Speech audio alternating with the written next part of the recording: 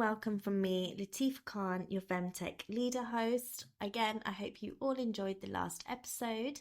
And today I'm really happy to introduce another guest who's in the digital transformation space out in Scotland. And she's happily joining me in London today. Her name is Sim Gill and she works for a digital transformation company. Sim, I'll let you introduce yourself. Yeah. Hi everyone. It's nice to be on this. This is something different from my usual day job. So thanks Latifa for inviting me on. I'm Sim. I've worked for a digital transformation company based in Glasgow, working worldwide. I'm new to the tech space. I've been in it for just over a year now. So been really great and everyone. I love being in London. It's very different from up in Glasgow. So it's always good. How do you find it? Because obviously we were just talking about the difference between Glasgow and London. How do you find it? Busy, Yeah. noisy. Like where I live, I literally don't hear anyone apart from the occasional kids playing outside. It's quite wholesome. But like in London, when you're in the city, it's just everyone's always in a rush. Like everyone's always got somewhere to be, and that can be a lot. Like also not gonna lie, I feel whenever after I leave London, my skin always breaks out. Yeah.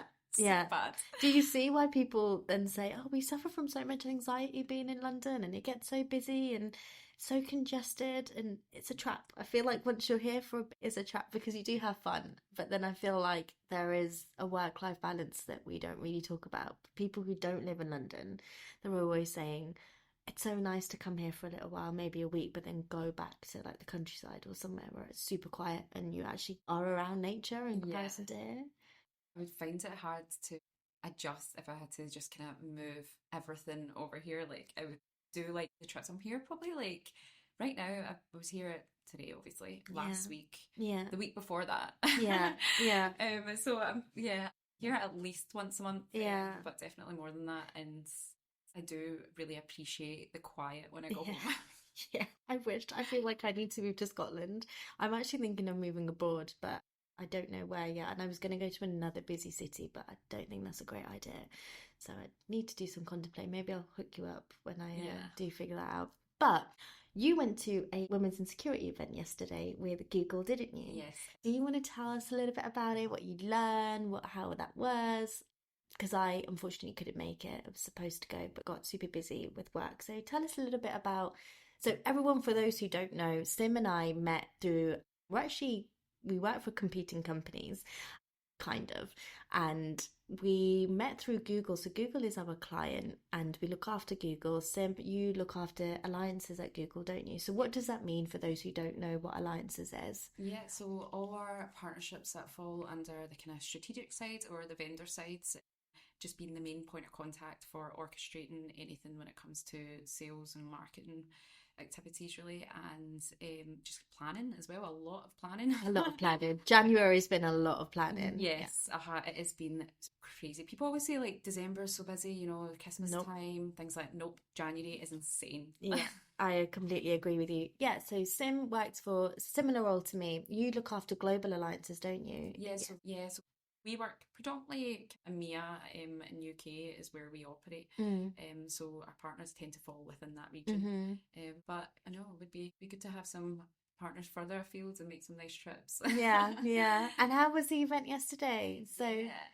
We had the special guest Jenny, who she was phenomenal. Like she could honestly do stand up. Like it was so engaging her talk. But it was it was more about the kind of social impacts that kind of security has, and it was so engaging start to finish in terms of how we as humans are so responsible when it comes to the cybersecurity sides, but also we need to share that responsibility as well. So she calls herself a kind of hacker, a social hacker.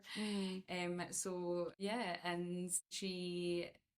But I was actually trying to remember the exact title because I feel that yesterday so many things happened that I'm now like racking my brain like no like I should be remembering this. Girl, don't worry. Yeah, it was only yesterday. Like I feel like I went to this event like 2 weeks ago. So much has happened since. Like but yeah, probably the highlight for me was the panel discussion. hearing about, there was 4 women on the panel and 1 male, and just hearing about all the different experiences. It was a very diverse experience, and totally relating to the fact that quite a lot of these women had just landed in tech. Like, you don't realize, like, it just happens to Did you land in tech? I feel like I landed in tech. I wasn't planning to. No, I was definitely not planning to. So when I went to uni, I done psychology, and then I graduated and went back to uni because I could not think about what I wanted to do with my life. So I went back and done economics.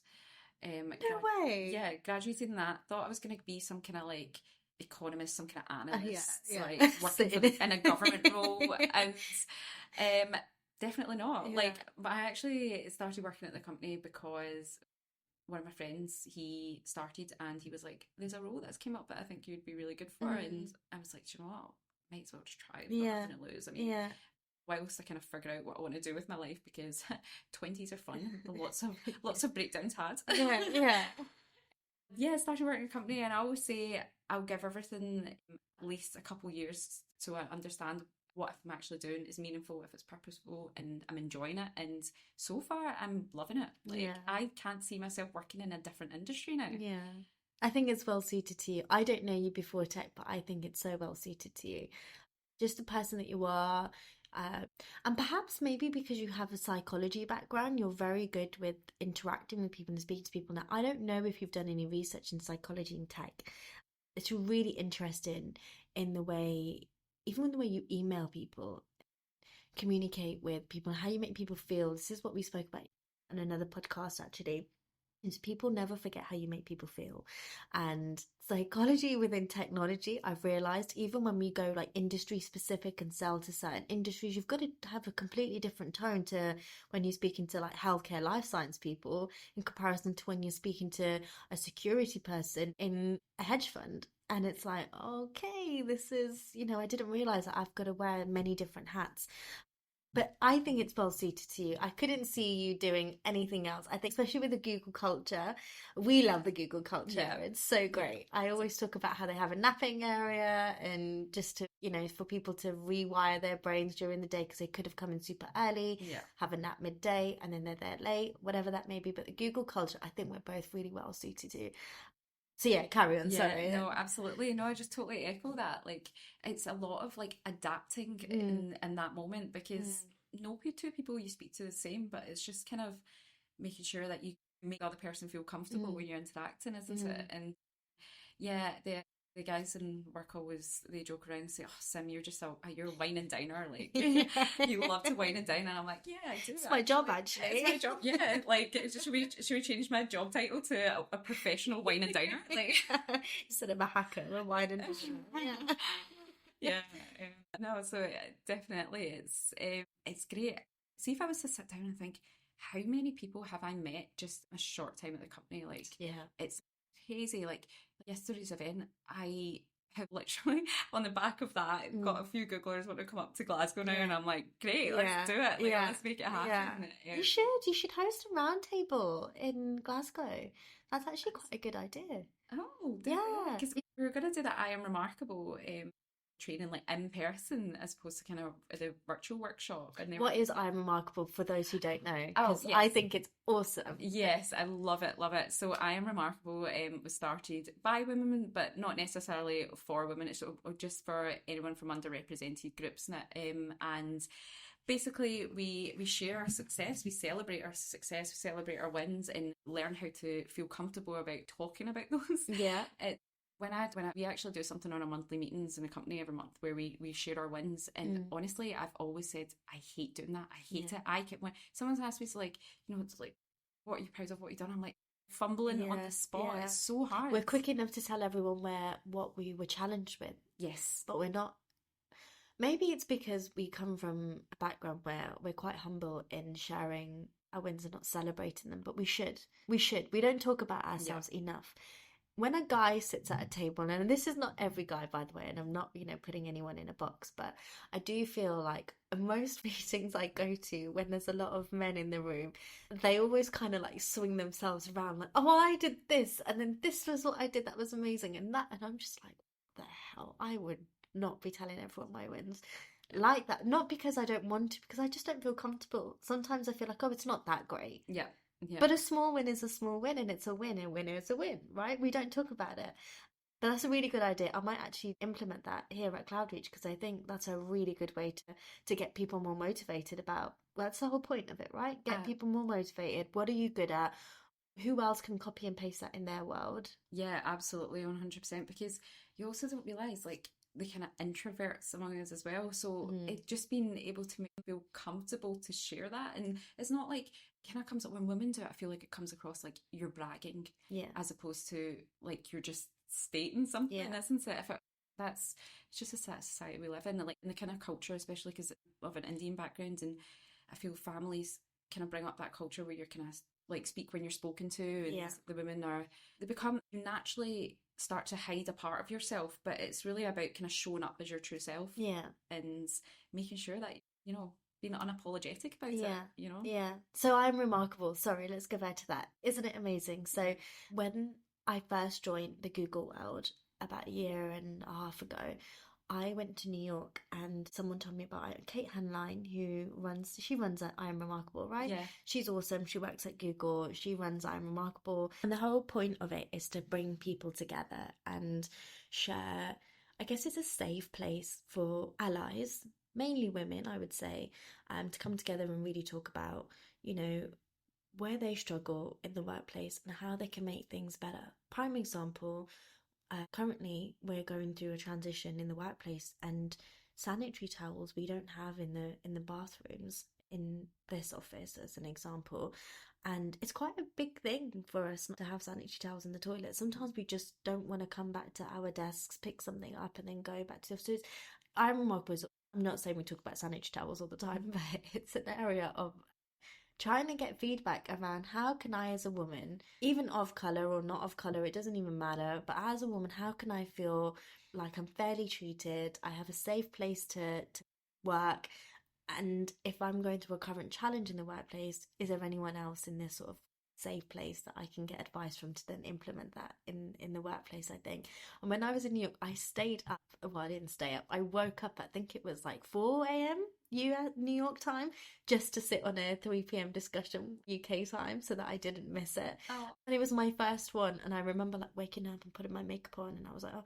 Then I thought, why? This was supposed to be a safe place. I can just sit in my pajamas. I'm going to sit here, sit on this meeting and talk about and listen to people from all across the world that have gone through, various different challenges. And some of the stories I heard, I just thought, wow, we think we've got it tough. Oh, exactly. Like it really helps put things into perspective, and I think you need that. You need that perspective, and I thought it was amazing because I actually joined one, and it was in Australia, but Wow. so it was Australian time. So I think I joined at like 8 a.m. But I think nice. So it was amazing. It's people from all over the world, and just getting to hear women are going through in different countries. There was actually a lady from Russia who joined, and what she was going through is just so different from the kind of cultural norm that I'm used to as well.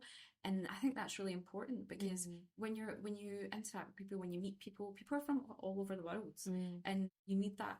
It's good to have that reminder that you want to share that success and promote that feeling like everywhere, not just where you are. That's why it's so nice to meet different people within the Google world, I think. I mean, maybe because we're advocates of Google, but also even in a large organization. I know you work for a company that's mainly predominantly UK based, right? Yeah. But I feel like when you work for a global organization, you start to see travel and people coming in from everywhere, and they tell you about their horror stories and their wins in their countries, and you're like, what? That happens. Like someone I was speaking to from Russia was telling me that there's only a technology, university that mainly a lot of the people our age go to. And I'm like, there's nothing else that you can do there. And she's like, oh, mainly just technology. And I thought that's so interesting. Like, there's a push for just that area. Why? Where does that come from? And I like to go wide and deep in the specific area. So I just thought, where's that money coming from? Who's investing in that? Where has that come from? Why is no one interested in politics or economics? What's going on? So I thought that was super interesting. And my colleagues in the States have a completely different lifestyle. So some people only get 15 days holiday as a max. That is wild. And some of the women were like, even if they take sick days during like a period and their periods are really bad, they've got to work. And if they don't work and they've taken their max sick days for the year or something, that's it, they're out. Oh, It's it's just phenomenal how different things are in different countries. You just think, okay, we yeah, think we've got it bad here. exactly. And then it kind of it makes you like appreciate what you have, but and then Yeah. also at the same time, like that should be the standard across the Yeah, board. Like, yeah, exactly, uh, exactly. What would you say, what are your, I guess through your career, especially since tech, because you've been in tech, what, how long now?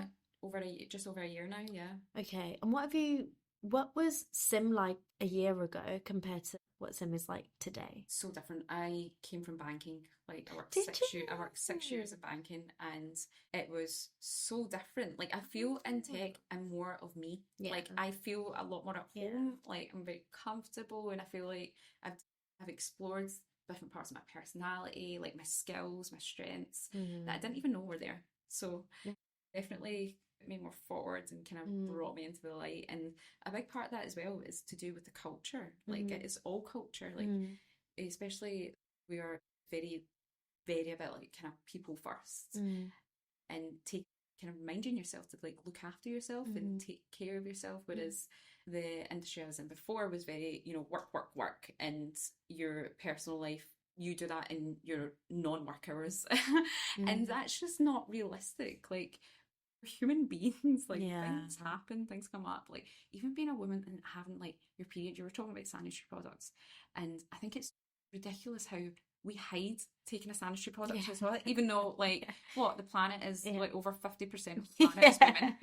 We all go through it, but we'll still hide Yeah. like a sanitary pad, like upper sleeve, like I can't put upper sleeve to run.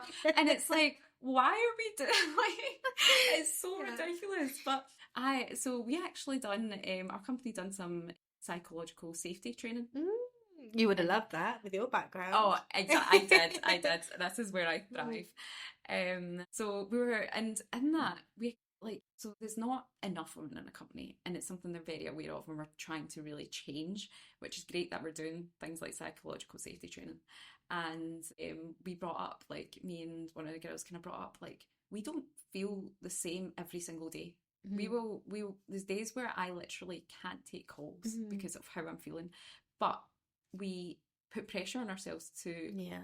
perform the same every day at that top level, You can't. and it's not feasible. No, it's Like not human. it's not, I know. And it's just like, well, if I'm feeling tired, a bit sluggish, but sore, like cramping, am I going to be viewed different from my Mm. male counterparts Mm. who can perform at Mm. their highest level because they don't have all these hormones running around? Like, Yeah. Well, we spoke about this as you arrived, didn't we? Like, I was supposed to come to this event yesterday, but I was pooped by 1 p.m. because I've been on the go all week.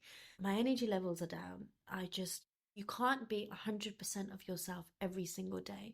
There are days where it's completely okay to say, I'm not going to perform 100% today and I can't be everywhere today, so I'm going to take a step back and think about myself. I think I had a nap in the office for like 15 to 20 minutes, and it's completely normal and it's okay to feel yourself whenever you want. I think even in the workplace, I don't think you should ever put on a facade and pretend that you're not okay. It's okay just to be you. So I can't remember where I was going with this conversation, but yeah, I think it's completely normal to not give 100% of your time all the time. And the way the world actually runs, and you've studied psychology, you would know better than anyone that energies don't always align the same every single day. Otherwise, there'd be no such thing as star signs and all this other stuff yeah, because the sun doesn't orbit the no, world the same way every single day and the same energy every day. It's science, right? absolutely. I know. Well, I actually don't know if I've ever told you, but our company is a 4-day work week. So, and Ah, honestly, I could not go back to 5 days now. shut So the up. way I kind of we get a choice between whether we want to take a full day off or do 2 half days. Hmm. So I do 2 half days. So like Tuesday afternoon I have off and Friday afternoon I have off. But it makes work feel less like work because I have a better Wow. balance. So I know like I can have my appointments on Tuesday afternoon. I don't need to worry about like, oh, I'm going to be like doing this late, having to move calls, anything. I just get to have a better balance with my life, Yeah. which is amazing. And honestly, I would totally advocate for every company to do that, because when it comes to like things like sick days, you know, when we don't feel ourselves, I honestly don't. When I worked in banking, I'm not gonna lie, I was terrible for sick days. Because what's it like in banking as a woman in tech? What's it like now that you're in tech, but women in the workplace? What was it like in banking? Because one of my best friends is in banking, and I hear horrendous stories even to this day. Not a fan. Yeah. Not a fan. It's so old school that even all the thinking is old school, even all the rules are old school, and it's not fit for purpose. It's not how humans operate. You've got to dress a certain way, you've got to look a certain way, you've got to address hierarchy in a certain way, and it makes me sick. When she tells me some stories, I actually get quite angry, and sometimes I want to go into her workplace and kind of shout at everyone, like, what are you doing to my friend, and how dare you treat it this way? Yeah, exactly. I'm an advocate of open and frank discussions, and just because it just makes everything operate better. Would I do that in banking? Hell no. Like, I would not. No. I don't think I would either. And I'm an advocate for this kind of stuff. I think I'd sit behind someone and be like, yes sir, no sir, 3 bags full, sir. Yeah, 100%. Because I think that's why I feel more that I'm more of me now and working in tech than I ever was, because I had to my guard up, and you don't realize how much you're doing that until you don't have to do it anymore. So what would you give back to people based on what you've learned so far? Because it's only onwards and upwards for you now. So you've done amazingly well. You've got some great experience behind yourself. So what, as a woman who's now I would say you're an advocate within a woman in tech. You go to a lot of events. You're constantly learning. You've got a great background. You've learned from your challenges. You're constantly learning. What would you give back to people that perhaps don't know where to go or are a little bit lost within their journey? How would you give back to those people and keep yourself on track? I would focus on your strengths are and then go from there. So what do you actually like? Because I think we get too focused on putting ourselves into boxes, and those boxes you don't realize don't need to exist. They don't. So naturally, when I fell into this role, I had the opportunity, which I was really lucky to, in order to shape that around who I am as a person. And that's when work feels less like work, because I really enjoy it. And we kind of think we have to follow this like stringent path almost, and tick that box, then do this, and then do that. And it becomes a process. You take all the human element out of it. And so I would say focus on what you actually like and try and just do that. And then everything will just kind of fall into place around that, because you lose yourself along the way otherwise. The person that I was when I first started doing when I'd done psychology, I used to think I wanted to be a clinical psychologist. I think just because I like working with people. Yeah. But in a way, I'm still doing that now. I'm still working with people now, but I didn't have to become a clinical psychologist in order to do that. And I feel like you can still use your psychology background in your current work. So there's so much training that happens in tech around psychology of emailing, psychology of speaking to your peers, psychology behind addressing your clients. And it's like, whoa, let's step back a little bit. I did not know you could implement science in tech, and then also in the workplace, and then in culture, and everything is combined. But we don't realize that, because you don't think that you can use one subject matter and share it across the board. Yeah, absolutely. I know. I think that's why I started doing what I do, because I really like psychology. So I was like, let's do that. And then I really like the kind of strategy planning. I think that's why I decided, let's do economics. And then I've still carried that forward, although I've not put myself into a box of becoming an economist or something, because it's not like it has to be entirely relevant. It still is relevant now. So I think just being on that, constantly learning is so important, like so important.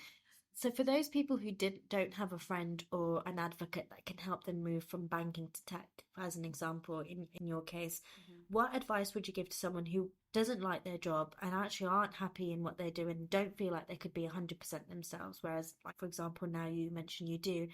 What piece of advice would you give to those people? Network. Go to places where you want to see yourself. So if you want to be, for instance, in the tech sector, go to tech events, make that network, strengthen that, and the power of LinkedIn. Like, yeah, I love LinkedIn. Love it. Like, I know, like, I use LinkedIn more than I would ever use my personal socials. Yeah, I don't even same. use Instagram anymore. You know, I'm just like constantly on there, and I actually like that. Is I wake up on a Saturday morning. It's so Yeah, so it's so lame, bad, but it's but literally first thing I do, I open LinkedIn. Like people open their Instagram on a Saturday morning. I'm like, what am I doing? yeah, it's true. But yeah, it's a bit like dating. You're not gonna go if you're looking to get married and you want to meet someone like-minded. You're not really gonna go to a club or a bar and go hang out. I mean, I've heard horror stories, well, not even horror stories, quite sweet stories of people who've met their partners in places like that. But I wouldn't go to those areas to find a long-term partner, right? I'm going to go to areas or events or an activity based area where I think, oh, this is something that I enjoy. If it's the violin as an example, go to somewhere where people are playing the violin, and you never know, maybe I'll bump into Prince Charming. Until then, you cannot hang around in areas where you don't see yourself being successful. Exactly. And just being proactive about it that's a thing that's easier said than done. But yeah, yourself out there is just so important. And even if you are introverted, you don't feel comfortable in social settings, like do it via social media, like or use LinkedIn, generate that kind of network via LinkedIn, reach out to people, go for a coffee. People loved sharing their experience, which is something I find that a lot more of us are doing now. Yeah. Like I feel previously people ended up in roles and didn't really talk about how they got there, and that made it really hard. But now, especially with the world opening up again as well, and the interactions and level of it is great. Like I love an event. Yeah, I know we're always at work. Yeah, we're always. I know, literally. Cool. Well, thank you so much for popping on, Sim. I really appreciate it. And if you don't mind, I might leave your details on our Instagram page. So anyone who's in banking or comes from a place where they're just not happy and don't know how to guide themselves, I'm hoping you can help guide them or just give them any pieces of advice, because I feel like we're the type of people that we're givers. We like giving back to the community. And I could talk to you forever on here, and I feel like I've got so much more to say. Maybe we'll do another session another time, because I was just about to say, when we were going through a change in our personal life and within tech, I don't think there was a lot of people to help guide us, and of females, I'm saying. I think there was a lot of males. That you said your friend was a male as well who helped you move into your current role. Same for me. The person who got me where I am today was actually a guy. And he was an older man who came from, alliances background and said, oh, I think this is where you're best suited. We need more female advocates like that.